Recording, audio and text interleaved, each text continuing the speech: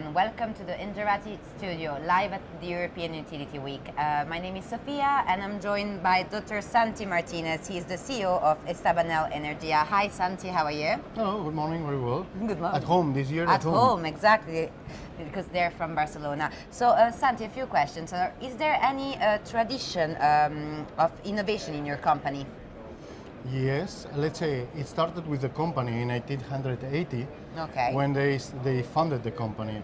In 1910 they discovered that there was a new energy which was electricity. So for some time the company was being innovative, also in software and many things. The last years the only difference is that we are innovating thinking in customers, not thinking in our own needs. This is the main difference, but innovative. Any electricity or technological company is innovative. Okay, so in your own opinion, how possible it is for European DSOs to innovate nowadays? We have analog regulation. Okay. While we are living in a digital world, so this is not that easy. And for a DSO, the main thing when we go every night to our bed is expect every customer has electricity and he can manage with a good quality of electricity. So innovation in the network as DSO, this is not that obvious.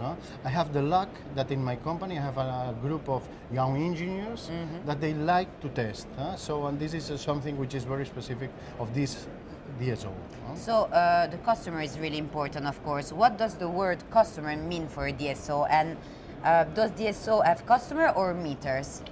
Because a DSO has meters, but if a DSO remembers the past and looks to the future, must have customers. Okay. The customer is the one that gives you value. So just if we only have meters, we will lose reliability. The meter will be exact, but the user of the meter will not trust us. So we must be there talking with the customers. Okay, so what are you doing to improve the customer engagement? We love them. We are a local DSO, so being a local DSO, a customer is your neighbor, basically. So we treat them as customers, and this is not obvious, not easy, but we are starting to deliver meter data through big data and these things, so difficult to manage, and we are starting to deliver and to train customers so they can get the best out of the meters. Because if we have deployed meters and the customers are not receiving any profit of it, this has been a waste of money. Of course. So how can DSO participate in the energy transition? We were, let's say, some years ago, DSO was the one saying no, and DSO must become the one saying yes. Okay. So, in the sense that the population, the people is asking to make distributed generation, to have their own decisions on the energy. And their link to the energy system is the distributor. We are the ones in the low tension, we are there in the houses. So it's different when a customer goes to a distributor and says, I want to install such things, and the distributor starts to make difficulties. Let's talk about the past, or maybe still the present. And in the future, we must be the one saying, yes, may I help you? And this is our role in the transition. Make things easy, be the facilitators of. Okay, so speaking about the future, how will DSOs function in the future? What trends are we going to see, in your opinion? Digital, customer-centric, and service-minded. And we understand, storage of energy is arriving to us. Yes. In Europe, there's still this debate whether who must be the owner of the storage. In America, they don't care about it. They use batteries because this is something which is improving the system for everybody. So we think that services, and we ignore yet with the services because we are regulated bodies. So from a regulated perspective, it's quite difficult to add services or to get an income from the services.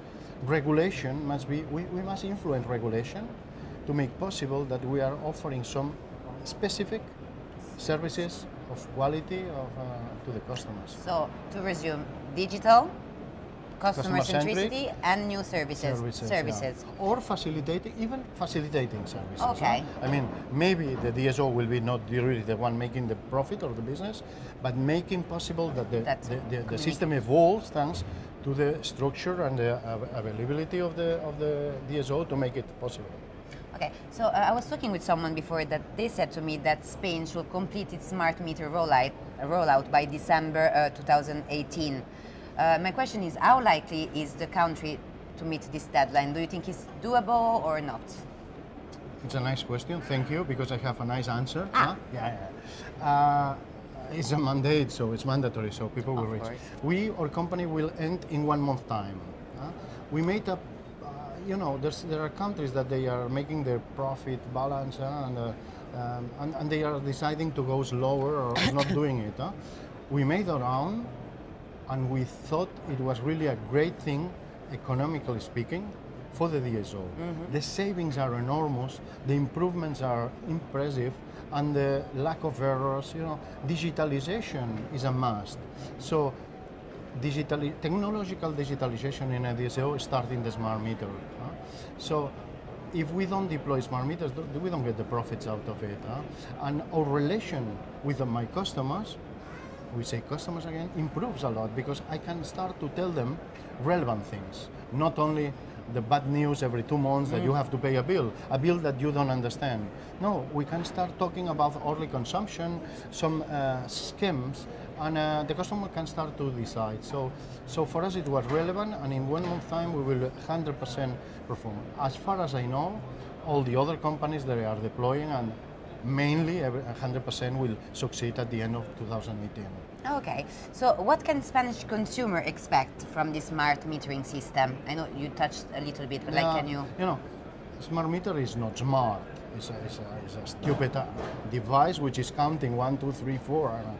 The customer must become really smart using the data, and the distribution company is the one providing the data to aggregators, retailers, everybody, to offer it to the customer and teach the customer and make the customer able to participate in the energy market and make some obvious savings. When you have information, you change your behavior.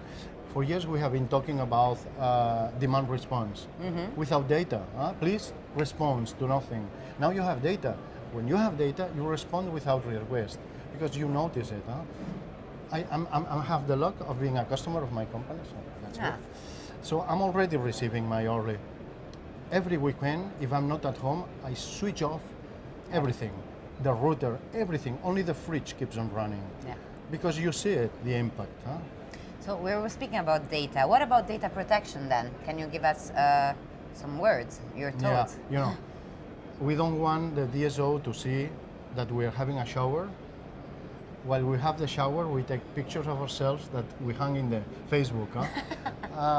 Just a little war, basically. The electrical companies, the utilities, banking and pharmaceutical industry, we are the Voldemort of the society. So, yes, we must take a lot of care.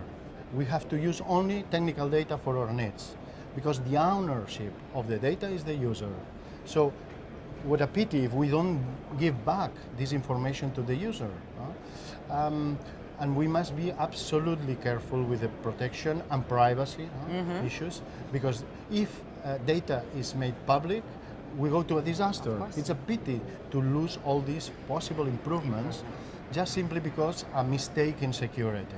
We must fight for it. Of course. So thank you very much, Santi. I think this is a brilliant place to bring things to a close. So thank you, Santi, and thank you for listening. If you want to check out more relevant content, you can tune in our Engerati YouTube channel. Goodbye. Thank you.